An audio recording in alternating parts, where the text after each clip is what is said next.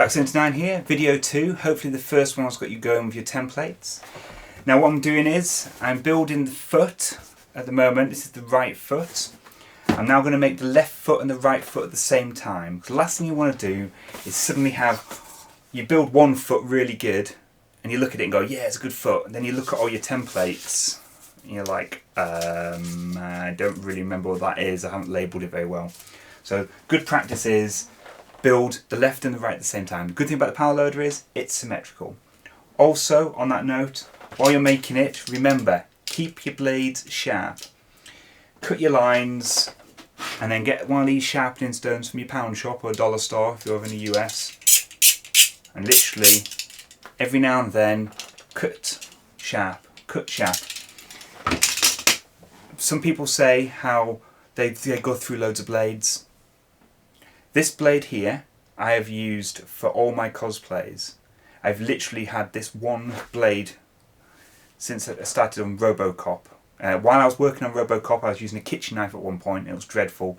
Then I got a pack of knives, and this one here, I've had for like since 2014. It's now 2020, and that's how long it's gone. And it literally just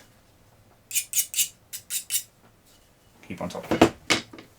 Right, so I'm going to get on with this and then build the other foot and we'll go from there. So to show you a couple of quick hints here.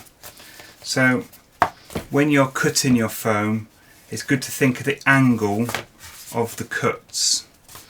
Good example is, so you put these little sort of cuts in if you want to bend your foam, so it makes it nice and straight. That's the bottom, so I just had a straight cut, which is fine. But when I'm linking pieces together, so do them at a little angle like that, you see that angle?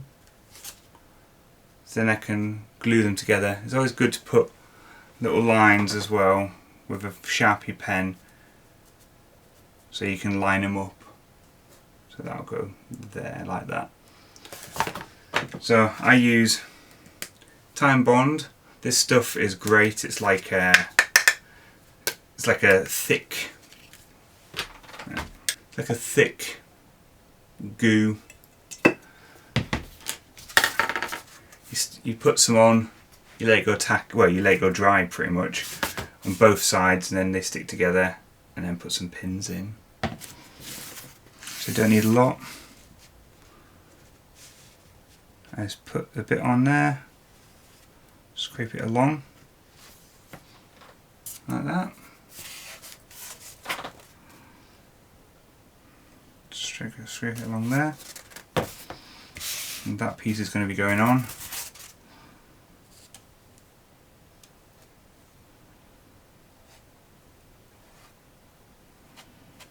Literally don't need much at all.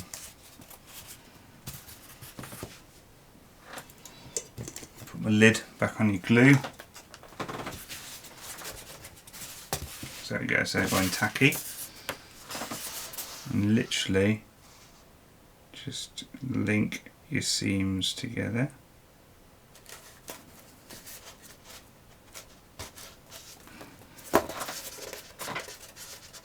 Yeah. And good thing about foam, stick a couple of pins in it just to hold it in place while it's drying.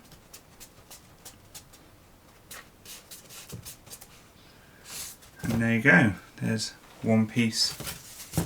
If we want, we can do the other side.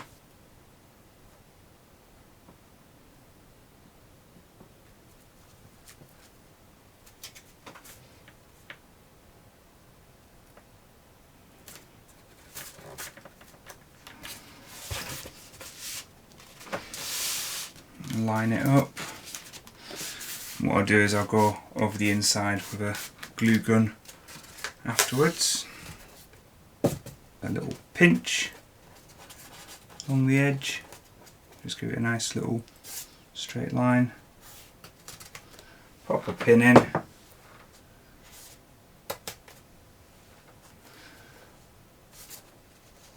And there you go. Let's do that the whole foot.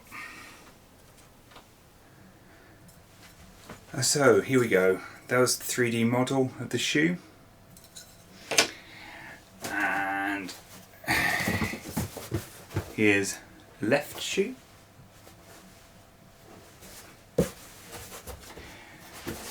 And a right shoe.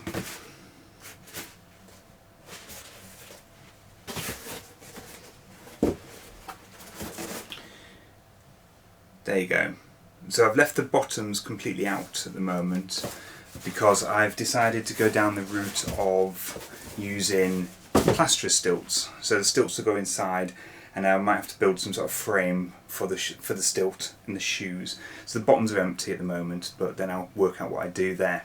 Just to let you know, when you're using the 3D model, you don't need to cut out every single part. A good example is this slot here. This lot here is all sections that I never used to build the frame. I only use that much. There you go, that's the feet done, and so next video is going to be all about the legs. So come back and see me make some legs out of some foam board and EVA foam. Dax79 out.